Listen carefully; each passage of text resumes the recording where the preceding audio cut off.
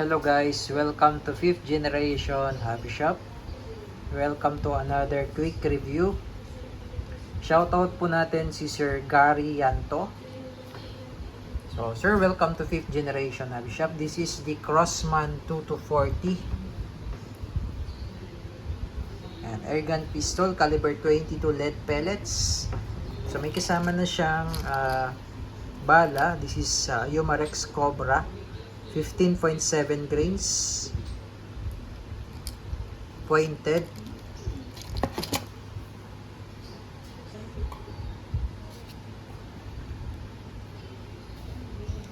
Yan po, Germany brand po ito, Umarex, pointed siya. Yan.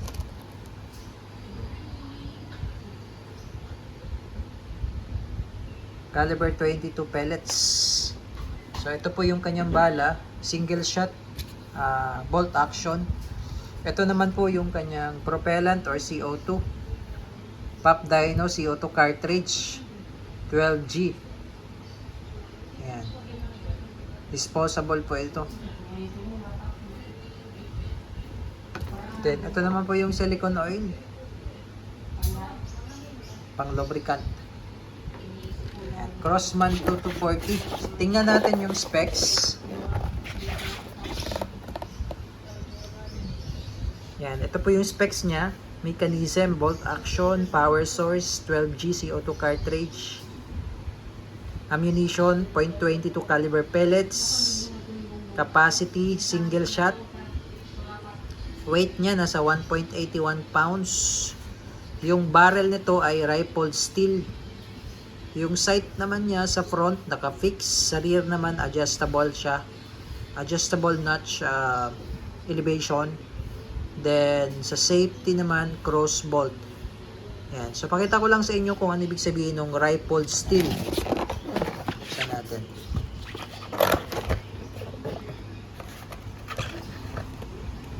Yan. So papakita ko sa inyo yung rifled steel. Yun po yung merong groove. So ito nakakasa pala to. Okay. So ito yung ito pala yung safety, no? Ayan, cross bolt siya. Ayan. Push mo siya for safe, sa kabila naman push for fire. So wala naman tong CO2. Wala sa CO2. Ayan. So papakita ko lang sa inyo yung rifling. Ayan, yung rifling niya. Makikita ba dyan? Ayan. Ayan, so makikita nyo po parang may groove, ano? Ayan, so wala naman po yan bala, no? Wala ring CO2 yan. So makikita nyo po dyan, yan, klarong-klaro yan, meron siyang groove. Ayan, oh, may rifling yan. So, pag dumaan dyan yung bala, ay, sorry. Ayan, oh. Pag dumaan yung bala dyan, umiikot. Ayan, etong bala naman natin, meron din siyang groove, ayan, oh. Ayan, o. Kita nyo yung groove. Ayan, o. Ayan, o. Meron siya parang guhit-guhit, ano. Ayan, o. So, ayan yung groove. So, pag dumaan siya doon sa barrel, umiikot yun. Umiikot yung bala. Kaya mas accurate. Ayan, yun yung tinatawag po na rifled steel. Ayan. So, single action siya. Tapos, dito lalagay yung CO2. So, ayos ko lang tong camera. Okay, so pinaka-cup niya ito.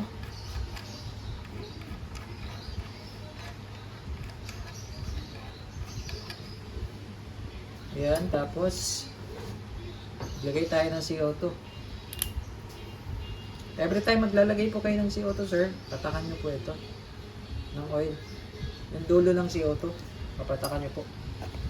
Tapos load. Then kailangan po gamit lang ang kamay pag magigipit kayo. Huwag po kayong gumamit ng tools. Kamay lang. Yan. Ipitan nyo siya gamit ang kamay. Ayan. Tapos paputokin natin ng 2 beses. Ng 2 beses. Push. Safe. Yan yung fire. Wala naman tong bala. Yan. Para sa ano yun? Para sa break-in. I-break-in natin. 2 beses po, ano? Yan. Okay? Then, pag maglo-load kayo, kasa. So, load. Maglo-load kayo kasa. Yan. Ito yung pellet. Pasok mo lang siya dyan. Then, lock. Yan. Tapos, ito yung safety, yung binanggit ko kanina. Yan. Meron namang indicator yan kung ano yung safe. Ito, push for safe. Yan, push for safe. Yan, safety yan. Pag ito naman, push for fire. Push for safe. Yan. So, naka-safe yan. Ngayon, susubukan natin sa lata. Saan na yung lata? Susubukan natin siya sa lata ng Mega Sardines. Ayan. So, wala pa yan tama. Wala pa pong kabutas-butas yung lata. Mega Sardines. Then, susubukan din natin mamaya sa lata ng Jolly. Ito kasi Jolly Mushroom. Medyo makapal to compare sa lata ng Mega Sardines. So, ito yung ating 2 to 40. Pang malapitan lang to, sir. No? Sabihin natin mga 5 to 10 meters. 5 to 10 meters. Panglapitan, pangmalapitan lang talaga siya. Hindi siya pwedeng pangmalayuan kasi pistol siya So, pwede naman siya pangmalayuan kaso iba na yung impact nun pag malayo na yung target natin. Ito, effective siya pangmalapitan, 5 to 10 meters. Okay?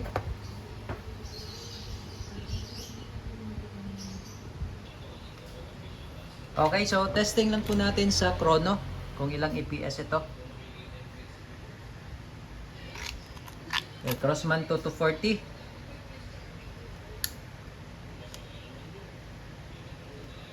Firing. 431.6. Takas na rin yun sa caliber 22 pellets. 431.6. So load lang tayo ng isa pa.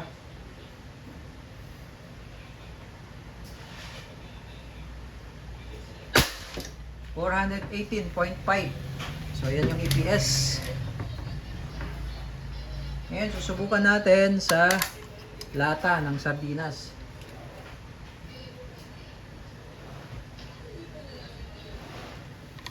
So bali ang distance ko, sir, within 2 meters from the target. 2 meters po.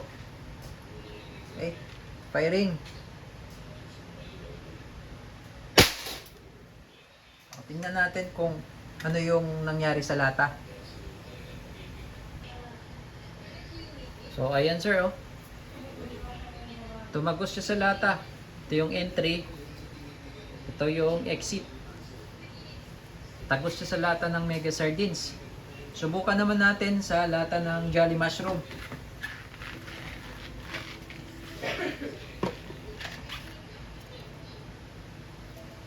Ayan.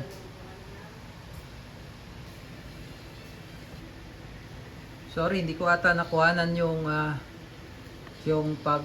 baril ko dito. Pero yan, tumagos siya, sir. So Jolly Mushroom, ayan Entry point, exit point. Yan, tumagos siya. So ulitin ko na lang kasi parang naputol ata yung video ko. So subukan nating tamaan dito sa may part na to. Itong may nutrition packs. Diyan natin tatamaan. Tingnan natin kung tatagos ba siya dito. So more or less, mga dito yan. Tatagos. Yan. So take note, meron siyang meron siyang isang tama. Yan. So dito siguro sa part na to. Okay, so load lang ako. So ang gamit pa rin natin is the Umarex Cobra.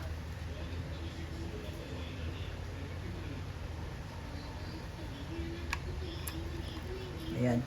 So dun sa may nutrition packs, doon natin titirahin. Firing.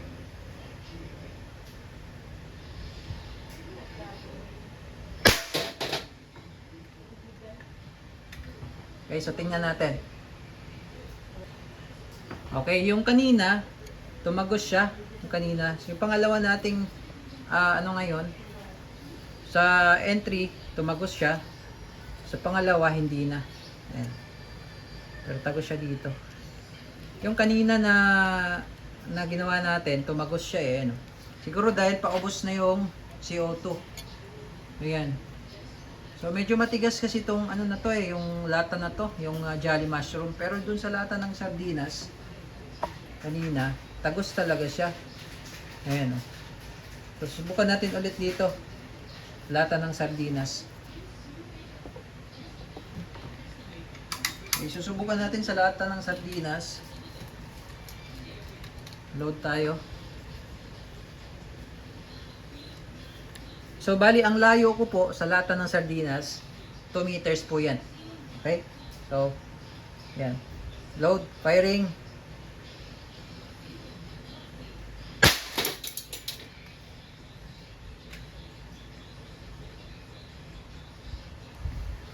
So, ayan po. Tagos talaga siya. Oh. Tagos. Ito yung kanina, yung una. Tagos. Pangalawa, tagos pa din. Yan. So, sa mga nagtatanong naman, may isa tayong subscriber. Kung kasya ba dito yung Ultra Shock Hebe Diabolo. This is 25.39 grains. So, subukan natin kung magkasya. Okay, side review lang natin. So, sa mga nagtanong kung kasya ba ang GSB, ano ba to? Kung kasya ba dito yung Ultra Shock by GSB. Yan. 25.39 grains. So, ito siya. So, mas mabigat to compare dun sa Cobra. So, ang sagot po dun ay kasya. Kasi parehas lang naman sila ng diameter. Ayan. Kasya siya. Ayan. So, kasya po siya sa 2 to 40. So, sa mga nagtanong po dun sa comment section, kasya po. So, susubukan natin siya sa lata ng sardinas. Ayan. So, take note, meron siyang 2 butas. Siguro dito tayo magta-try sa may nutrition packs. Ayan. Okay, so this is Ultra Shock Hebe Diabolo, yung bala natin na nilagay. Tingnan natin kung ano yung magiging damage nito. Firing.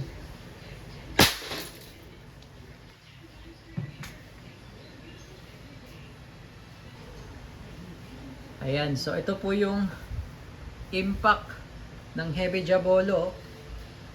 Grabe siya, oh. Oh.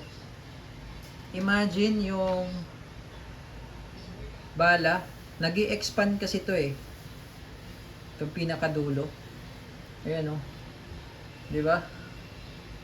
Ay yung kaninang Ultra Shock. Ang liit lang ng butas eh. Ay yung ano, yung Cobra. Ang liit lang, 'di ba? Ito kasing Hebe Diabolo, nag-i-expand yung dulo niyan eh. And kaya may butas 'yan. Para siya dun sa, para katulad siya ng mga yung mga hollow point. Oh, yung mga hollow point na ano, na bala. Ayan. Tumagos din siya, oh. Oh. Tumagos. Tapos siya, subukan natin dun sa ano, Jolly Mushroom. Gamit yung GSB. Yung Ultra Shock. Subukan natin. Kasi itong Jolly Mushroom, medyo matigas to eh. Dito natin try. Oh, patayin natin dito.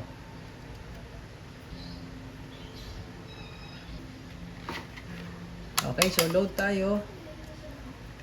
Gamit po ang Ultra Shock Hebe Diabolo.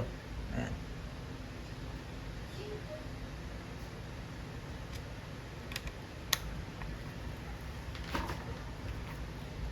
Ay, 25.39 grains.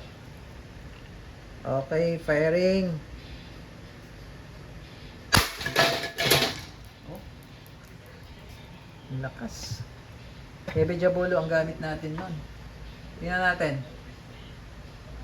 So, ito yung nagiging result. Hindi siya tumagos. Pero laki ng dents niya, oh. Yan, laki ng dents. Pero hindi lang siya tumagos. Yung kanina sa lata ng sardinas, tagos talaga siya, oh. Tapos ang laki ng butas. Ito kasi medyo makapal-kapal to eh. Yung lata na to eh. Pero kanina yung Cobra, yung Umarex Cobra, tagos siya, first layer nga lang. Yung una nating ano, hindi ko nakuhanan, tumagos siya. First and second layer. Pero yung pangalawa na, siguro dahil nga paubos na yung CO2, kaya medyo humina na siya. Okay, so yun lamang. Okay. Dito na po nagtatapos ang ating review. This is the Crossman 2240. So, again, sa nagtanong kung kasya ba ang Ultra Shock, kasya po. Okay, basta as long as 22. Ito lang naman yung Ultra Shock na to, hindi siya kasya doon sa Ultra 22 kasi may magazine yun eh. Ito kasi single shot to, load lang ng load. Paras lang naman diameter niyan, caliber 22 din yan. Okay, so again, this is the Crossman 2240 caliber 22 air gun, lead pellets, CO2 powered.